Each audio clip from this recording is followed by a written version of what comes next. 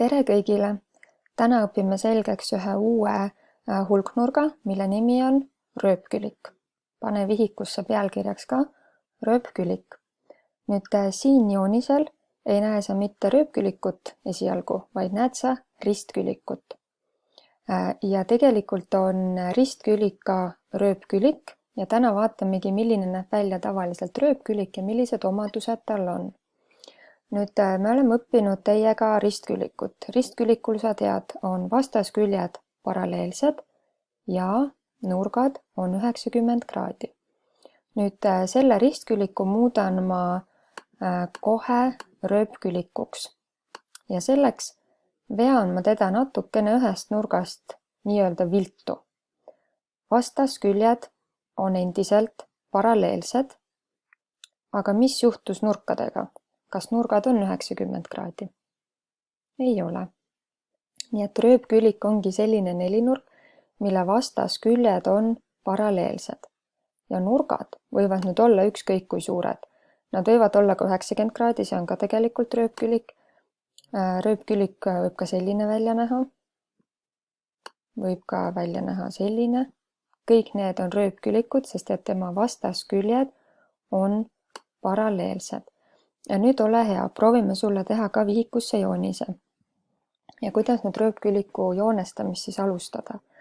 Ma soovitan teha niimoodi, et kõigepealt tee valmis see külg. Ma teen selle värviliseks, siis sa saad paremini aru. Tee valmis üks rööpküliku külg, lihtsalt oma ruudustiku järgi.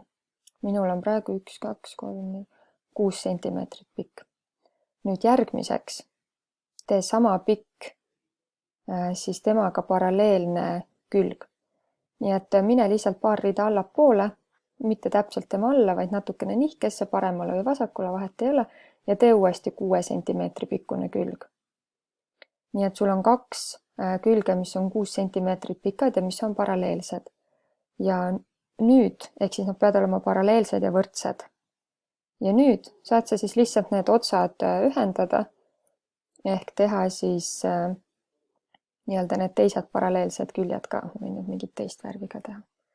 Nii et nüüd sa näed, et vastasküljed on paralleelsed ja võrdse pikkusega. Ja paneme alla mõistega kirja, et rööpkülik on nelinurk, mille vastasküljed on paralleelsed. Vaatame edasi, mis omadusi veel rööpkülikul on. Nimelt saab rööpkülikule joonestada ka diagonaali. Õigemini saab joonistada 2 diagonaali. Ma joonistan esialgu ühe. Tee sina ka siia üks diagonaal. Diagonaali tähis on D. Ja see diagonaal jaotab siis ühe rööpküliku 2 kolmnurgaks ja kui sa nüüd neid värvilisi külgesi vaatad, siis tegelikult on need 2 kolmnurka võrdsed. Mõlemal on see 6 sentimeetri pikkune külg ja siis see teine külg ja see on neil ühine külg. Nii et diagonaal jaotab siis rööpküliku 2 võrdseks kolmnurgaks.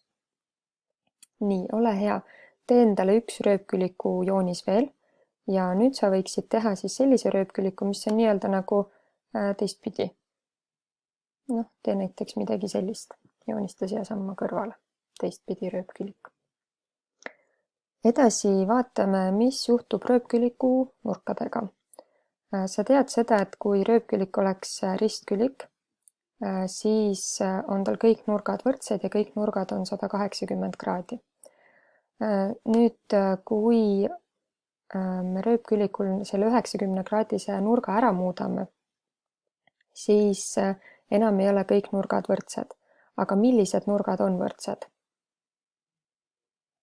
Sa näed siit, et rööpküliku vastasnurgad on võrdsed, ehk A ja C on võrdsed, nurk A ja nurk C, ja B ja D on võrdsed. Pane need ka kirja.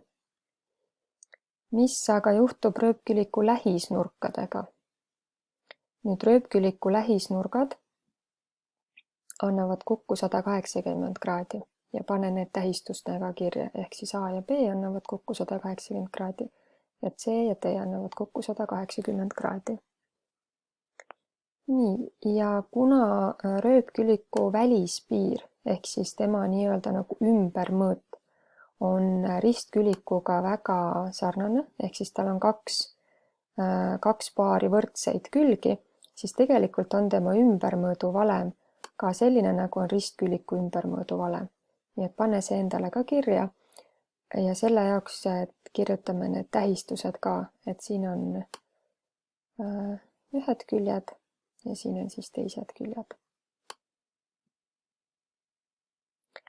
Nii, siin on esialgu siis kogu info, mida sa rööpküliku kohta tead ja täna annan ma sulle siis mõned rööpküliku joonestamisega seotud ülesanded lahendada.